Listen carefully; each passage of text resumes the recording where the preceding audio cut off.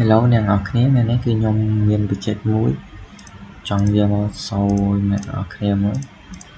បច្ចេកនេះផងដែរមានឈ្មោះថាខ្មែរ Cushion ហើយបច្ចេកនេះគឺខ្ញុំវាលើសរសេរកូដJavaScript ដែលប្រើ framework React ហើយបច្ចេករបស់ខ្ញុំគឺមាន page ចំនួន5 home page food menu trim about and contact ចឹងយើងទៅមើល menu របស់យើងចំពោះ food menu នេះផងដែរនេះគឺសិតតែជា food menu របស់ខ្ញុំវាខ្ញុំ build ឡើងនេះក៏មាន trim menu ដែរហើយយើងអាច add to cart ចំពោះការ add to cart នេះគឺយើងទិញតែពេលដែលវា add to cart គឺវា load មកឡើងនេះឥឡូវវាអត់ទាន់មានទេជាមួយខ្ញុំសាក add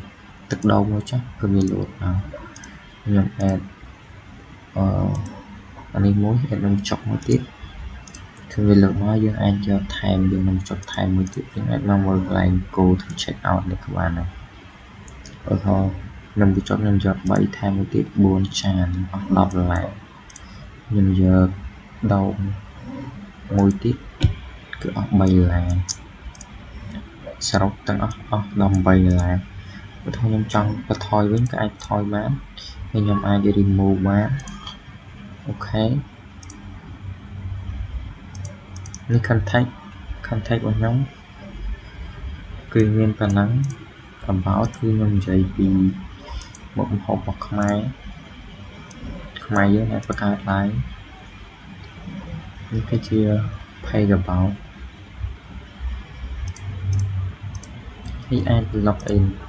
ចឹងមុនយើង log in គឺយើងធ្វើការ register មកដាក់ Gmail របស់ខ្ញុំដោយសារតែខ្ញុំ register ម្ដងហើយចឹងវា load access ចឹងខ្ញុំធ្វើការ login នេះចំពោះដល់ពេលដែលខ្ញុំ login គឺវា load ចេញ dashboard ខ្ញុំអាចចូលទៅកែ product បានចាស់ច្រឡំ log out បាទនេះគឺជា dashboard របស់ខ្ញុំខ្ញុំអាចដាក់ free យកមកតម្លៃយក$2ចឹងទៅ$2.2ចឹងទៅខ្ញុំអាចទៅ copy link មក free យកមកដាក់ sell link យ៉ាចង់ sell copy link យកមកដាក់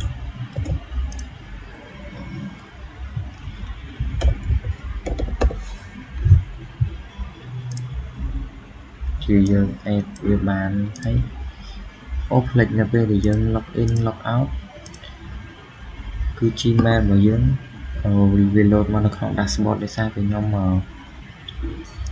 ប្រើ dashboard នេះ Gmail ដែលធ្លាប់ log in មក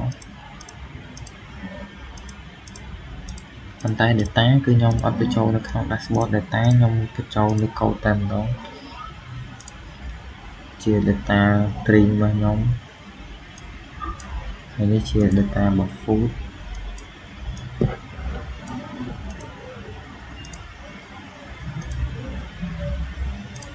ហើយ